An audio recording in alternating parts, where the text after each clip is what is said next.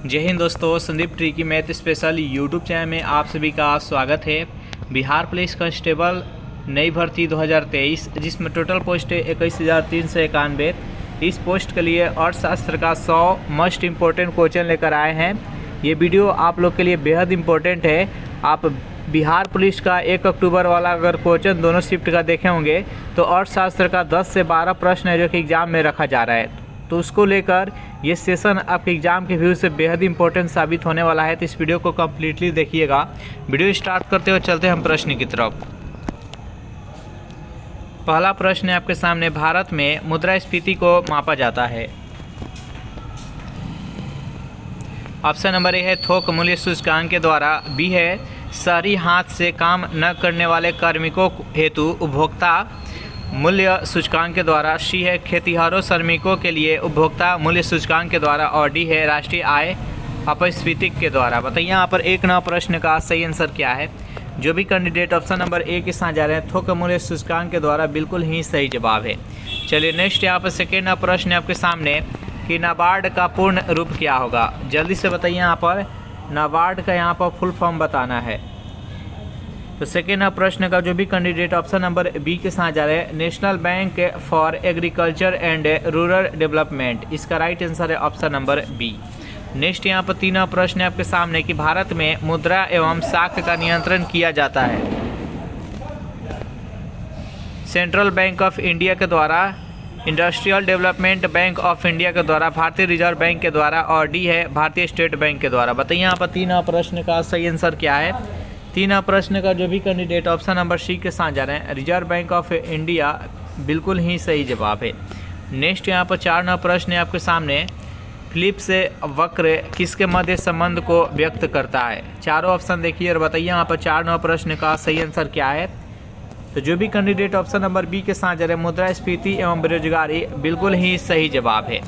Next यहाँ पर 5 प्रश्न है आपके सामने कि बैंक दर से अभिप्राय उस ब्याज दर से है जो, चारों ऑप्शन देखिए और जल्दी से बताइए यहाँ पर 5 प्रश्न का सही आंसर क्या है। तो बैंक दर से अभिप्राय उस ब्याज दर से है जो भारतीय रिजर्व बैंक के द्वारा व्यापारिक बैंकों को दिए जाने वाले ऋणों पर ली जाती है। इसका राइट आंसर है ऑप्शन नंबर डी। नेक्स्ट यहाँ पर 6 प्रश्न है आपके सामने कि निम्नलिखित में से कौन सा एक मौद्रिक नीति का उद्देश्य नहीं है। ऑप्शन नंबर ए है मूल्य स्थिरता, बी है आर्थिक अस्थायित्व और सी है आय एवं परिसंपत्तियों का सामयिक वितरण और डी है विदेशी विनिमय दर स्थिरता। बताइए यहाँ पर 6 प्रश्न का सही आंसर क्या है। जो भी कैंडिडेट ऑप्शन नंबर सी के साथ जा रहे हैं आय एवं परिसंपत्तियों का सामयिक वितरण, बिल्कुल ही सही जवाब है।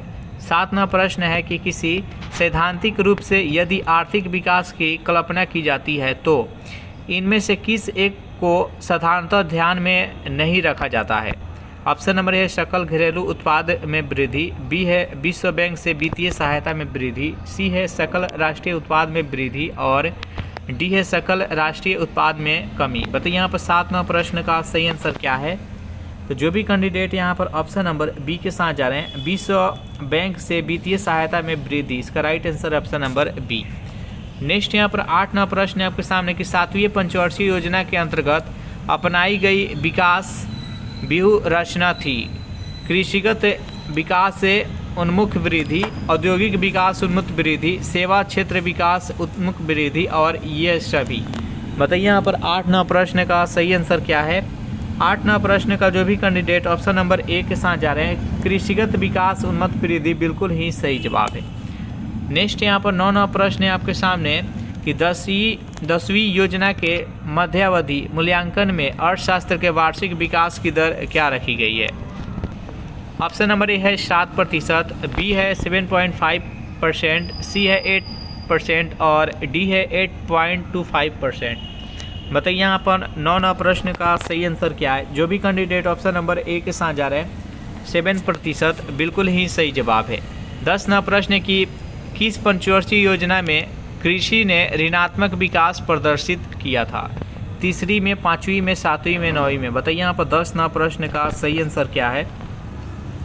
10 प्रश्न का जो भी कैंडिडेट ऑप्शन नंबर ए के साथ जा रहे हैं 3री, बिल्कुल ही सही जवाब है। नेक्स्ट यहाँ पर 11 प्रश्न है आपके सामने 11वीं पंचवर्षीय योजना में किस पर जोर दिया गया था? चारों ऑप्शन देखिए और बताइए यहाँ पर 11वां प्रश्न का सही आंसर क्या है। 11वीं पंचवर्षीय योजना में किस पर जोर दिया गया था? तो अधिक तीव्र एवं ज़्यादा समावेशी समृद्धि पर। इसका राइट आंसर है ऑप्शन नंबर सी। नेक्स्ट यहाँ पर 12वां प्रश्न है आपके सामने। देश में सर्वाधिक समृद्धि दर प्राप्त की गई थी 8वीं योजना में, 10वीं योजना में, 9वीं योजना में और 7वीं योजना में। बताइए यहाँ पर 12वां प्रश्न का सही आंसर क्या है। जो भी कैंडिडेट ऑप्शन नंबर बी के साथ जा रहे हैं, 10वीं पंचवर्षीय योजना बिल्कुल ही सही जवाब है। नेक्स्ट यहाँ पर 13वां प्रश्न है कि भारतीय पंचवर्षीय योजना का प्रमुख उद्देश्य क्या था? चारों ऑप्शन देखिए और बताइए यहाँ पर 13वां प्रश्न का सही आंसर क्या है। तो स्वावलंबन एवं विदेशी सहायता पर निर्भरता कम करना। इसका राइट आंसर है ऑप्शन नंबर बी। नेक्स्ट यहाँ पर 14वां प्रश्न है आपके सामने। किस पंचवर्षीय योजना के अंतर्गत समाजवादी ढांचे की स्थापना का संकल्प लिया गया था? प्रथम पंचवर्षीय योजना, द्वितीय, तृतीय और चतुर्थ। बताइए यहाँ पर 14वां प्रश्न का सही आंसर क्या है। तो जो भी कैंडिडेट ऑप्शन नंबर बी के साथ जा रहे हैं, द्वितीय पंचवर्षीय योजना बता रहे हैं, बिल्कुल ही सही जवाब है। नेक्स्ट यहाँ पर 15वां प्रश्न है आपके सामने कि भारत के लिए आर्थिक विकास की एक योजना जिसे 1944 में भारत के प्रमुख पूंजीपतियों को एक व्यापक प्रतिनिधि समूह द्वारा तैयार किया गया था, को लोकप्रिय रूप से डैश योजना के नाम से जाना जाता है? मैसूर, इलाहाबाद, बम्बे और कलकत्ता। बताइए यहाँ पर 15वां प्रश्न का सही आंसर क्या है। जो भी कैंडिडेट ऑप्शन नंबर सी के साथ जा रहे हैं, बम्बे बता रहे हैं, बिल्कुल ही सही जवाब है। देखिए अर्थशास्त्र का जो प्रश्न रहता है वो थोड़ा सा डिफ़िकल्ट रहता है, तो थोड़ा इसका बेसिक के आपको तैयारी करना होगा। बेसिक थोड़ा सा पढ़ कर तब इसका एग्जेक्टिव क्वेश्चन लगाइएगा तो आसान लगेगा। और अर्थशास्त्र का थोड़ा सा वेटेज बढ़ गया है, 10 से 12 प्रश्न रखा जा रहा है एग्जाम में, तो आपको इस पर फोकस करना होगा अर्थशास्त्र, अगर आपको मेरिट लिस्ट बनाना है, आपका अगर रिजल्ट लेना है। नेक्स्ट यहाँ पर 16वां प्रश्न है कि केंद्रीकृत योजनाबद्ध अर्थशास्त्र के अंतर्गत डैश उच्च अर्थव्यवस्था के सभी महत्वपूर्ण क्रियाकलापों की योजना बनाती है? जल्द से बताइए यहाँ पर उद्योगपति, नागरिक, सरकार और न्यायपालिका। तो 16वां प्रश्न का जो भी कैंडिडेट ऑप्शन नंबर सी के साथ जा रहे हैं, सरकार बता रहे हैं, बिल्कुल ही सही जवाब है। नेक्स्ट यहाँ पर 17वां प्रश्न है कि किस पंचवर्षीय योजना के बाद अनवरत योजना यानी रोलिंग प्लान को लागू किया गया था? तीसरी योजना, 5वीं, 7वीं और 9वीं। बताइए यहाँ पर 17वां प्रश्न का सही आंसर क्या है। तो जो भी कैंडिडेट ऑप्शन नंबर बी के साथ जा रहे हैं, 5वीं पंचवर्षीय योजना, बिल्कुल ही सही जवाब है। 18वां प्रश्न है कि मांग में वृद्धि के निम्नलिखित में से कारण है? उपभोक्ता के आय में परिवर्तन, संबंधित वस्तु के कीमतों में परिवर्तन, जनसंख्या में वृद्धि और डी है ये सभी। बताइए यहाँ पर 18वां प्रश्न का सही आंसर क्या है। तो यह सभी हो जाएगा। इसका right answer option number D. 19वां प्रश्न है कि किसी वस्तु के कीमत में वृद्धि से क्या अभिप्रेरित है? बताइए यहाँ पर 19वां प्रश्न का सही आंसर क्या है। केवल मुद्रा के मूल्य में वृद्धि होना, केवल मुद्रा के मूल्य में गिरावट होना, सी है केवल वस्तु के मूल्य में वृद्धि होना, डी है मुद्रा के मूल्य में गिरावट और वस्तु के मूल्य में वृद्धि। बताइए यहाँ पर 19वां प्रश्न का सही आंसर क्या है। तो मुद्रा के मूल्य में गिरावट होना, वस्तु के मूल्य में वृद्धि होना। इसका राइट आंसर है ऑप्शन नंबर डी। 20वां प्रश्न है कि हस्तांतरण मूल्य का संबंध निम्नलिखित में से किससे है? चारों ऑप्शन देखिए और बताइए यहाँ पर 20वां प्रश्न का सही आंसर क्या है। हस्तांतरण मूल्य का संबंध किससे है? तो कर और लेखांकन से है। इसका राइट आंसर है ऑप्शन नंबर सी।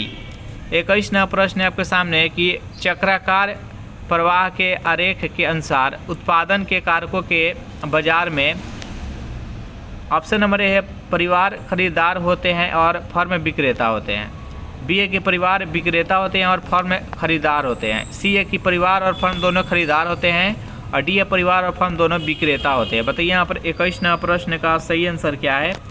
इसका राइट आंसर है ऑप्शन नंबर बी, परिवार है जो कि विक्रेता होते हैं और फर्म है जो कि खरीदार होते हैं।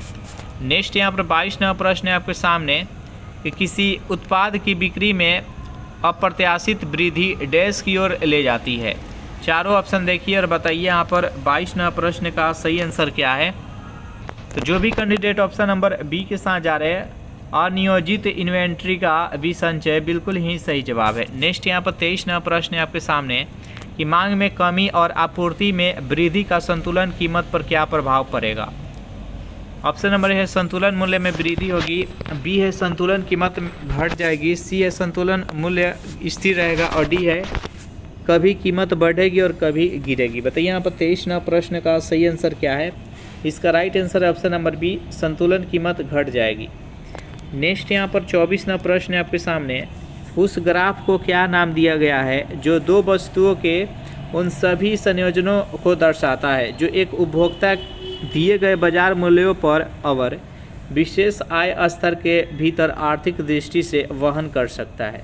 चारों ऑप्शन देखिए और बताइए यहाँ पर 24 नंबर प्रश्न का सही आंसर क्या है। इसका राइट आंसर है ऑप्शन नंबर सी, बजट रेखा। नेक्स्ट यहाँ पर 25 नंबर प्रश्न है आपके सामने। निम्नलिखित में से कौन राजकोषीय नीति का एक घटक नहीं है। कराधान नीति, सार्वजनिक ऋण नीति, व्यापार नीति और सार्वजनिक व्यय नीति। बताइए यहाँ पर 25 नंबर प्रश्न का सही आंसर क्या है। जो भी कैंडिडेट ऑप्शन नंबर सी के साथ जा रहे हैं व्यापार नीति बता रहे हैं, बिल्कुल ही सही जवाब है। 26 नंबर प्रश्न है आपके सामने कि किस वर्ष में केंद्र सरकार ने रेल बजट को आम बजट के साथ मिला दिया था। 2016, 2019, 2018, 2017। बताइए यहाँ पर 26 नंबर प्रश्न का सही आंसर क्या है। जो भी कैंडिडेट ऑप्शन नंबर डी के साथ जा रहे हैं 2017 बता रहे हैं, बिल्कुल ही सही जवाब है। सेशन आप लोग को अच्छा लग रहा है तो वीडियो को लाइक कर दीजिए। आप सेशन बेहद ही इंपॉर्टेंट है। आपको थोड़ा सा डिफिकल्ट लग रहा होगा लेकिन यहाँ से प्रश्न आपके एग्जाम में देखने को मिलेगा। 27 नंबर प्रश्न है कि भारत सरकार की राजकोषीय नीति का निम्न में से कौन सा एक उद्देश्य नहीं है।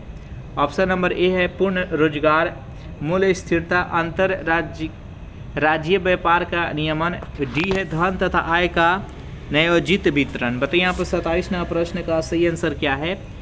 तो अंतर्राज्यीय व्यापार का नियमन, इसका राइट आंसर है ऑप्शन नंबर सी। नेक्स्ट यहाँ पर 28 नंबर प्रश्न है कि कटौती प्रस्ताव का उद्देश्य क्या होता है। चारों ऑप्शन देखिए और बताइए यहाँ पर इस प्रश्न का सही आंसर क्या है।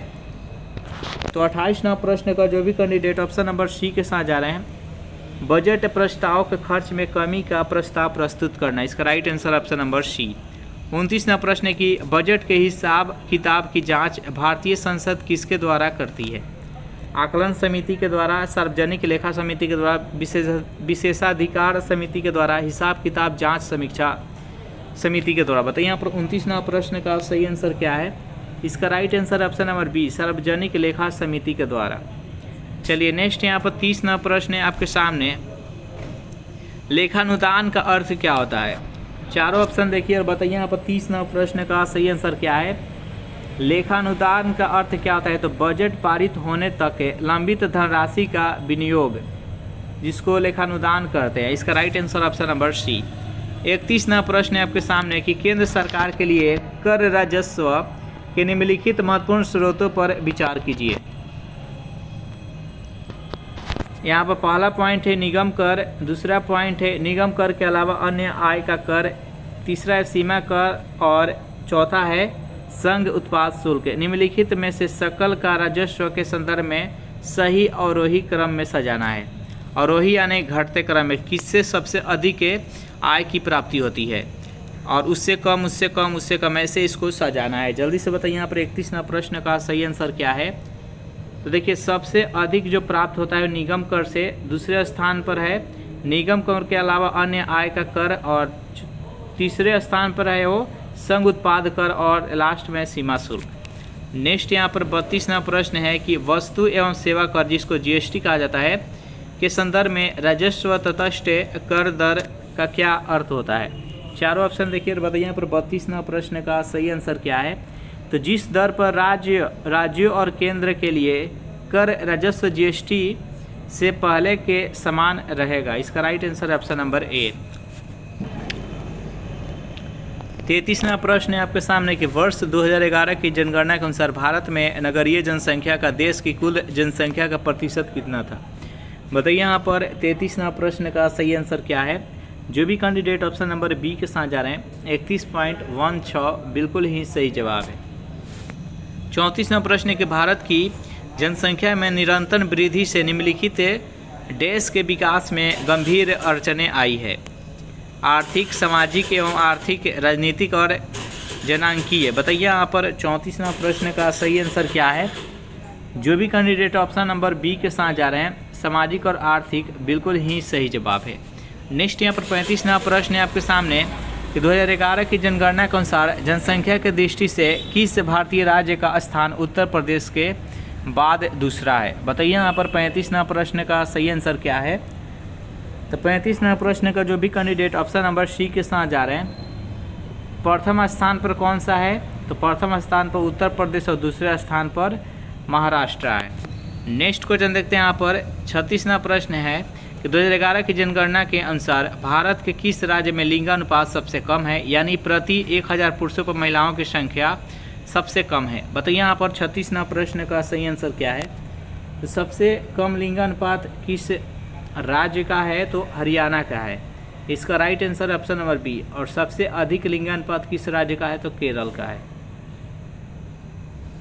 चलिए नेक्स्ट यहाँ पर 37वां प्रश्न है कि भारत के किस राज्य में शिशु मृत्यु दर सबसे कम है।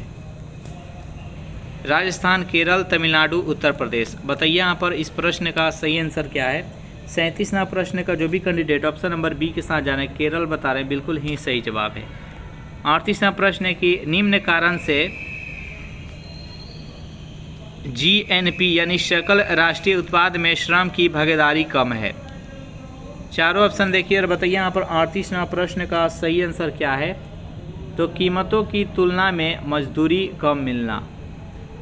इसका राइट आंसर है ऑप्शन नंबर डी। नेक्स्ट यहाँ पर 39वां प्रश्न है आपके सामने कि वर्ष के अधिकांश हिस्से में बेरोजगार रहने वाले व्यक्तियों की संख्या को कहा जाता है। ऑप्शन नंबर ए है सामान्य स्थिति बेरोजगारी, बी है दैनिक स्थिति बेरोजगारी, सी है साप्ताहिक स्थिति बेरोजगारी और डी है उपयुक्त में से कोई नहीं। बताइए यहाँ पर 39वां प्रश्न का सही आंसर क्या है। तो सामान्य स्थिति बेरोजगारी। इसका राइट आंसर है ऑप्शन नंबर ए। नेक्स्ट यहाँ पर 40वां प्रश्न है आपके सामने, निम्नलिखित में से कौन महिलाओं के लिए आय उत्पाद कार्यक्रम नहीं है। चारों ऑप्शन देखिए और बताइए यहाँ पर 40वां प्रश्न का सही आंसर क्या है। निम्नलिखित में से कौन महिलाओं के लिए आय उत्पाद कार्यक्रम नहीं है, तो एकीकृत ग्रामीण ऊर्जा कार्यक्रम। इसका राइट आंसर है ऑप्शन नंबर बी। नेक्स्ट यहाँ पर 41वां प्रश्न है आपके सामने, पद राष्ट्रीय आय निरूपित करता है। चारों ऑप्शन देखिए और जल्दी से बताइए यहाँ पर 41वां प्रश्न का सही आंसर क्या है।